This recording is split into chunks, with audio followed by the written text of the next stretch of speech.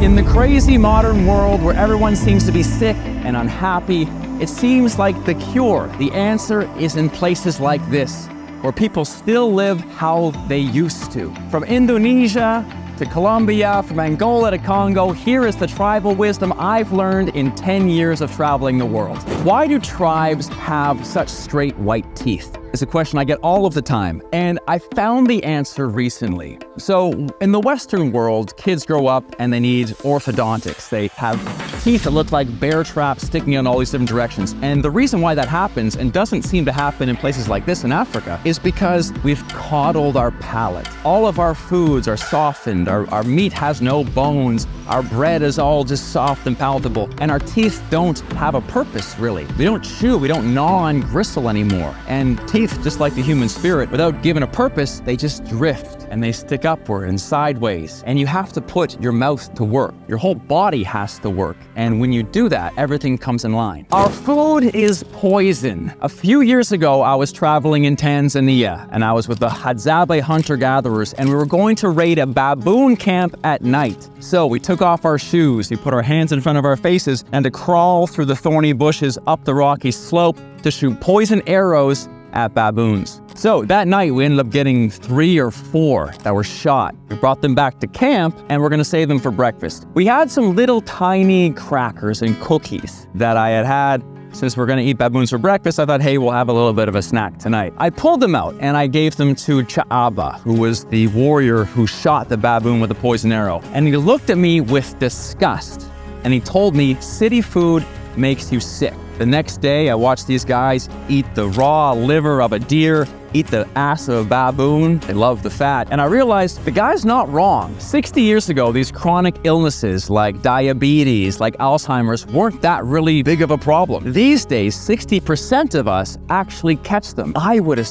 think that perhaps it is the food we eat. These people eating very simply just meat and vegetables, also honey. That diet is the most natural one to us, and it wouldn't be a big stretch to say that it's our food making us sick. Number 2 is you can eat just about anything. A few months after the Hadza experience, I was in the deep beating green heart of Africa, Congo, the second densest jungle on the planet. And I was hunting with pygmy hunter-gatherers. As we were hacking and slashing through the jungle, a green mamba bum rushed us from the river. One of the pygmy warriors took his machete, bonked it on the head, chased it into the forest, and then cut it into pieces. We took that green mamba back, which is one of the most venomous animals on the planet, and we ate it for dinner. Shows the difference between poisonous and venomous. When I was in school, I had a teacher, and I asked her, can you eat snake? And she said, no, snake is poisonous. You can never eat that. You only eat fish and chicken and beef and all these things. I realized recently that it's not really about what animals you can and can't eat. You can eat pretty much any animal on God's green earth. It begs the question, which animals do we eat and why? And if you look at it, it could be maybe it's easier to grow cows than it is snakes, for example. But also, I think we value animals too much on cuteness, because it's the cute animals we refuse to eat. But we don't care about snakes and snails and scorpions, do we? Are cute things worth more than not cute things? Can't say that exactly, that'll get you in trouble. But it makes your mind open up to the possibilities of food.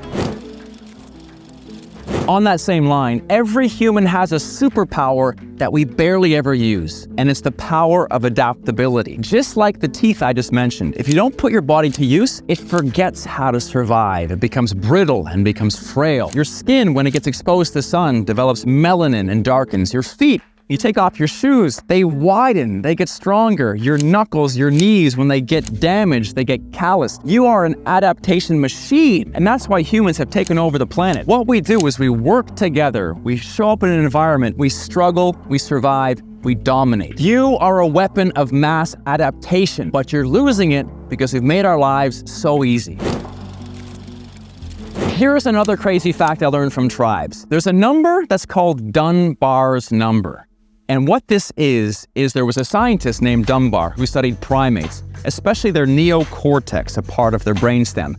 And he discovered that the size of a primate's neocortex dictates their natural tribe size. So chimpanzees had a size, gorillas had a size, and humans, their size, their natural size of a tribe is 150. So beyond 150 individuals, you start to kind of lose grasp of who's who. But you can extrapolate this a bit farther, right? So if you're used to living in a group of 150 people, you can accurately assume and understand the risk. So if Joe gets bit by a snake, you understand, okay, I know the risk based on the sample size of 150 people. In the world today, we have the experiences of 8 billion people flooded into our brains with social media and news. And so our brain can't understand the actual risk factor here. We think getting kidnapped is more dangerous than a car crash. We can't understand risk anymore. Our tribe size is now too big and our brain's still built on 150. Did you know you have ancestral wisdom that was given to you at birth from your past? There was a scientist a few decades ago who took newborn babies who hadn't really experienced very much in the world. They had blurred photos, one set of spiders and flowers, one set of snakes and fish, blurred out until you couldn't really tell what they were. They slowly unblurred the spiders and flowers and the snakes and fish, and every single time with the snakes and spiders, there was a stress response in the child, even though it had never ever seen these creatures before. What does that mean? That means that in your brain at birth, there is the knowledge that these animals are dangerous. You're born with that. It's already pre-programmed in your head. If you think about this a bit more, what else is dangerous for humans? Well, we're social creatures, and ostracization from the tribe is one way, a terrible way to die. Probably one of the most scary things that can happen to a human. So no wonder we deal with social anxiety, and we want to fit in with the tribe and be like everybody else sometimes, because that's exactly what's programmed in our heads. Our society has failed us because we've lost rites of passage. I was in a small village in Colombia, and there was a girl there who was dyed completely blue. And I started to ask a few questions.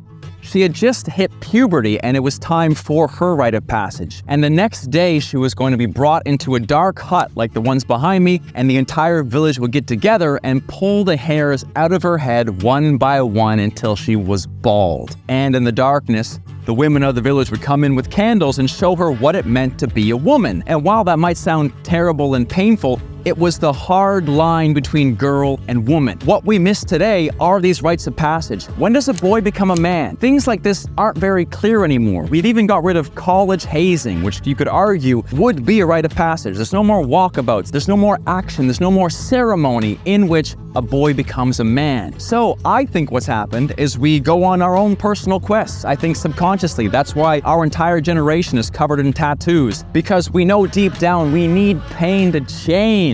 And so if society's not going to give it to us, they're just going to coddle and say, oh, you should never feel any pain. I think many of us subconsciously know we gotta have it. Humans change with pain. It's the only way we know how to do it, unfortunately. And now in society today, since there are no rites of passage, we have to find our own, to grow up, to mature, to understand what it means to be an adult.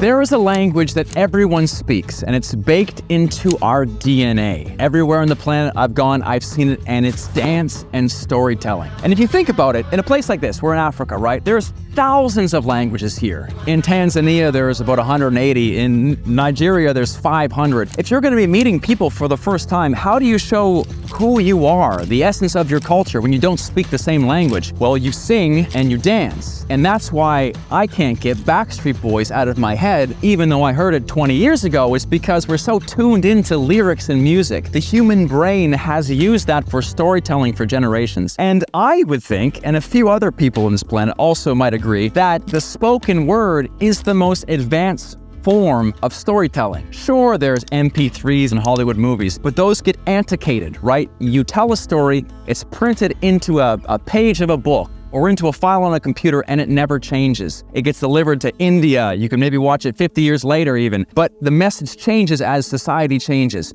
Spoken word, dance, song, music, these evolve with time. They can meet the modern requirements. The language can change, but the lessons can stay the same. How many times in your life have you watched a movie or listened to music that's 100 years old? We don't do that. We listen to music from now. Then it becomes basically valueless later. But the spoken word, the stories, the lessons, the essence, what happens when you die, what it means to grow up, all of these things can evolve with stories, travel with people, and be filtered through the local lens. Song, dance, stories, music, these are the international languages we all speak and we all find useful information from.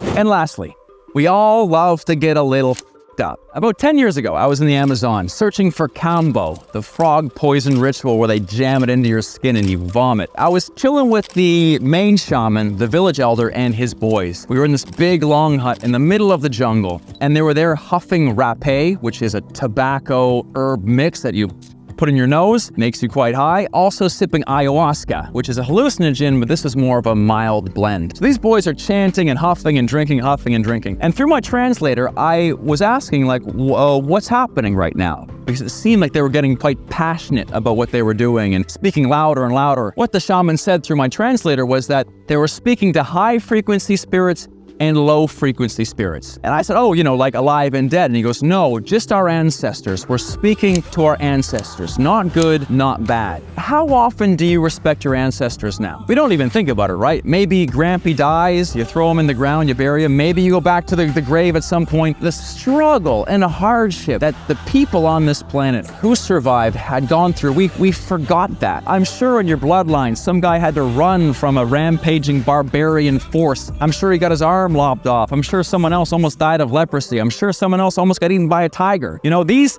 incredible survival stories, what had to happen to get your ass right here on planet Earth? We don't even think about that anymore. I can't even list the names of my great-great-grandfathers. I don't even know who they are. I don't even know where they're buried. That's something we've lost in modern culture, especially out here in these tribal areas. Ancestors are who you talk to.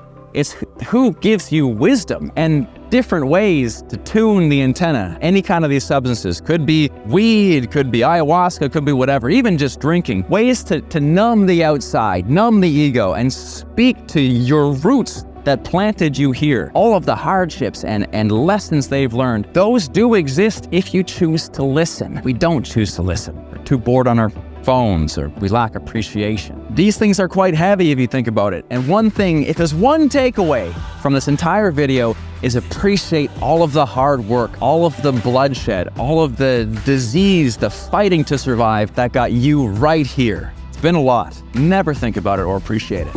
Hey, it's Mike of Fearless and Far. Do you want to live more adventurously? Do you feel like you're meant for more? I can help you. Go to fearlessandfar.com/quest.